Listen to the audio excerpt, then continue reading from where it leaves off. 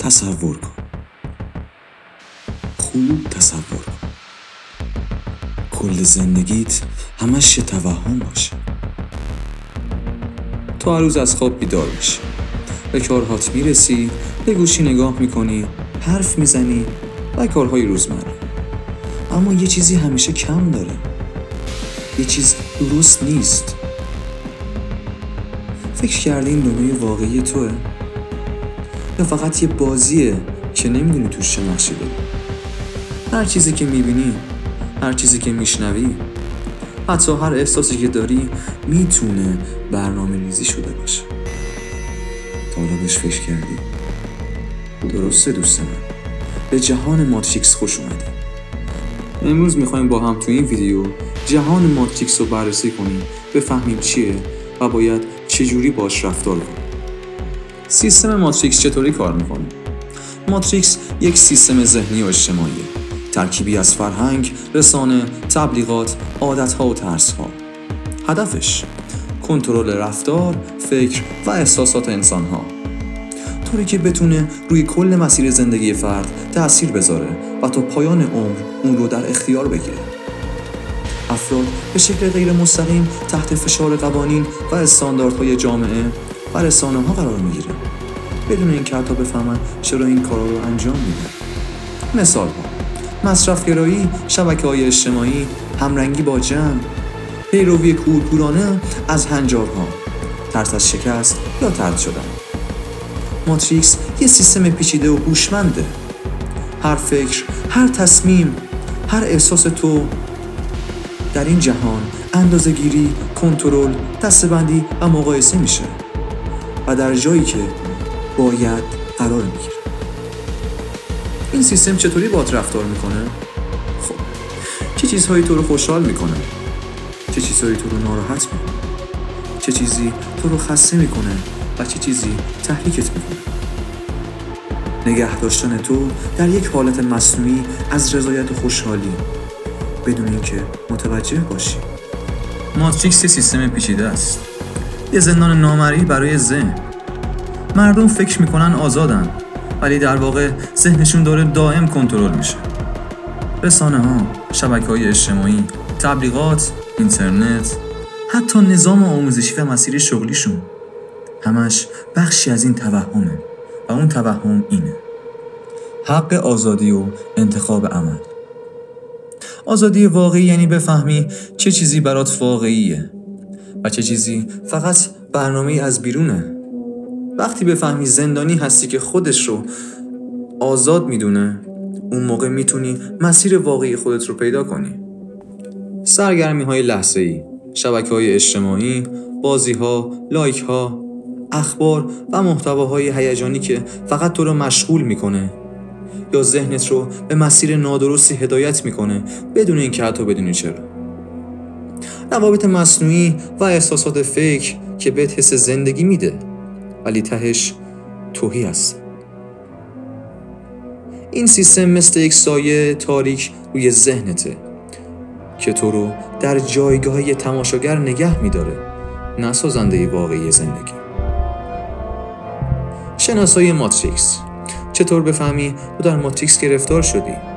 علائم: احساس نارضایتی مداوم با وجود همه خوشی‌ها، اعتیاد به اینترنت، شبکه‌های اجتماعی و سرگرمی‌های فوری، حس خستگی، کمبود انگیزه و سردرگمی در زندگی و هدف، وابستگی افراطی به هنجار اجتماعی، تضاد زیاد میان باورها و اعمال شخصی و اجتماعی، حس قفل شدن در شرایط سخت و تنها بودن در معاشرات روزمره، ناتوانی در تصمیم گیری های بزرگ و استمرار برای نتیجه آن. برای شناسایی وقتی میخوای کمترین ارتباط رو با رسانه و اینترنت داشته باشی، قبل از هر چیز از خودت بپرس: من چرا این کارو میکنم؟ چرا باید باورش کنم؟ چرا باید ازش دفاع کنم؟ چرا باید ازش متنفر باشم؟ یا چرا باید اینقدر برام مهم باشه که وقتم و عمرم و زندگیمو براش صرف کنم؟ جواب این سوالات به مرور چارچوب اشتباه و محدود باورت رو تغییر میده و نتیجهش میشه ورودی‌های درست و مثبت به ذهنت.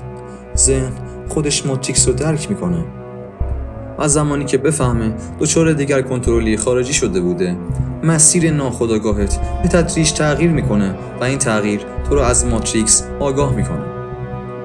مراقب افکار و هیجاناتت باش. ببین چه چیز واقعی و چه چیزی مصنوعی، چه چیزی درونت رو روشن میکنه و چه چیزی درونت رو تاریک میکنه. در ابتدا مثبت و منفی حقیقی رو درک کن. این همون نبرد خیر و شره، ولی با دنیای درونت علیه دنیای بیرونت، جایی که باید تعامل وجود خودت رو درک کنی که خودتی و خودت، بدون وابستگی و نیازمندی به چیزی در دنیای بیرون. قبل از اینکه با هم راه نجات از ماتریکس رو بررسی کنیم، اگه حس میکنی ویدیو برات مفید بوده، خوشحال میشم ویدیو رو لایک کنی. نجات از ماتریکس. بعد از شناسایی و درک ماتریکس، بعد از درک تفاوت میان توهم ذهنی و واقعیات، بعد از اینکه خوب فهمیدی زندگی که تا الان داشتی یه بازی بوده، اولین قدم آزادی تو برداشتی. اما آزادی مبارزه با ماتریکس نیست. آزادی فرار از ماتریکس نیست. آزادی حتی کنترل ماتریکس هم نیست، چون کل این سیستم توسط قدرتی به نام ترس اداره میشه. ترس مادر تمام احساسات منفیه، چرا که بیشترین حالت جذب رو در تو به وجود میاره. ترس باعث میشه درون تو طمع بیدار بشه و همراهش شهوت کنترلت میکنه. درسته؟ این مثلث مرگ توی دنیای ماتریکسه: ترس، طمع، شهوت. آدمی که میترسه طمع بزرگ شدن داره و آدمی که طمع بزرگ شدن داشته باشه، شهوت اون رو فرا میگیره. برای رسیدن به هر جایگاه هر کاری میکنه، برای قدرت هر کاری میکنه، چون فقط ترسیده بزرگ نباشه. اما در جهان حقیقی که پروردگار متعال اون رو ساخته، هر کسی جای خودش رو داره، هر کسی جایگاه درست خودش رو داره. این همون چیزی که سیستم نمیخواد بفهمی. حالا فهم این موضوعی که تو رو به شجاعت میرسونه. حالا که شجاعتش رو پیدا کردی، تنها راه نجات از ماتریکس اینه که به جای تقابل باهاش تعامل کنی. اما تعامل با ماتریکس یعنی پذیرش خودت، شرایطت، موقعیتت. یعنی فرار نکنی، نترسی، وانمود نکنی، نقش بازی نکنی، کنترلگر نباشی تا کنترل هم نشی. باید بتونی به جای فرار کردن از دغدغه یا بزرگ کردن دغدغه ها فقط باشون کنار بیای. باید بتونی به جای دوری از مشکلات یا گردن دیگران انداختن اونو حلش کنی. فقط کافیه وقتی دچار حال بد میشی یاد بگیری بتونی حال خودت رو خوب کنی. یادت باشه همه چیز از حال خوبی شروع میشه که خودت برای خودت رقم میزنی. و همیشه اینو بدون دوستمون، نجات از ماتریکس زمانی شروع میشه که خودت بخوای. فکر نکن که هستی، بدون که هستی. فقط باورش کن و به مسیرت ادامه بده. ممنونم که با حضور ارزشمندتون تا پایان ویدیو من رو همراهی کردین. سابسکرایب یادتون نره، چون قرار قدم‌های بعدی شناسایی ماتریکس رو با هم کشف کنیم.